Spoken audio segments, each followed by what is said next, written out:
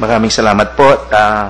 May katanungan naman po tungkol dito sa bioethanol o kaya yung biofuel po natin. Dahil ang gobyerno po natin ay mayroong pinatutupad na programa para magkaroon ng renewable energy sa ating bansa.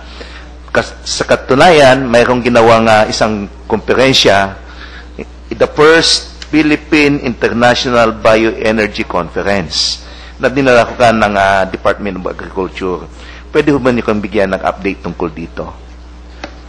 Tungkol po naman sa pag-aayos ng bioethanol, maliwanag po sana sa atin na ang prioridad po ng ating pong pamahalaan ay yung pa rin pong sa pagkain.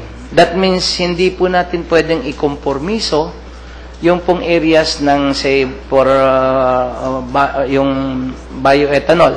Hindi po pwede nating ikompormiso yung lugar na pinag-harvestan po natin ng sugarcane for food purposes. Yung pong dating para ginagawa po natin as asukal na pang-konsumo sa ating common na tahanan, ay hindi po natin pwedeng isubo na ito gagamitin as bioethanol. If ever na meron pong isang company na magpa-process ng bioethanol, ito po ay pwede doon sa mga bagong taniman. Kasi ngayon po kasi sufficient na nasusuplayan natin ng ating taniman yung food requirements. So that means kung may mag-i-invest sa bioethanol at new areas, pwede po yon na exporting our sugar products po. Yun po ang maipagmamalaki ng kagawaran. Isa pong napakalaking advancement po sa atin.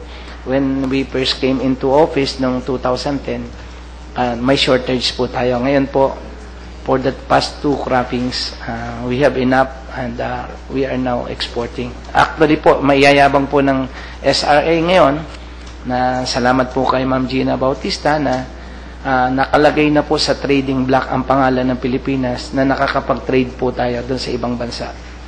I think for several years, matagal na pong hindi tayo nakalagay sa listahan na nakakapag-trade.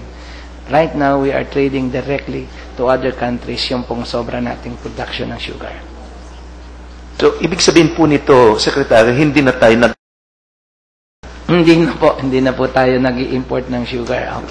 Although meron pong ilang usapin at meron pong kaso, I think, na nakapasok pa na nakabinbin. Up to now na meron po kaming mga ilang na-apprehend last year na sugar na may po kasing may loophole po kasi yung batas na meron pagka po may hindi siya pure sugar daw ay pwedeng magpapasok. So kung saan 99% sugar siya pero yung isang may additive lang siya.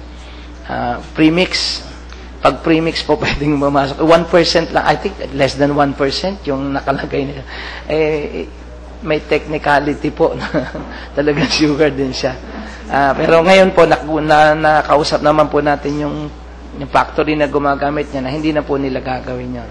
So, yun po yung medyo feedback sa amin galing sa Negros at ibang bayan dyan na sabi nila, yun daw importation ng mga soft drink companies ng mga premix products.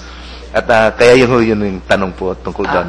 Yun po, kinausap po natin, wala pong mananalo siguro sa nakikipag-usap ang pamahalaan at they have promised us na hindi naman po. Actually po, since I think buhat ng kausapin sila ng ating administrador ni Ma'am Gina Bautista, ay hindi na po sila nagparating ng mga premix na gano'n. Maraming salamat. At magandang balita yan sa mga kababayan natin dyan sa Negros.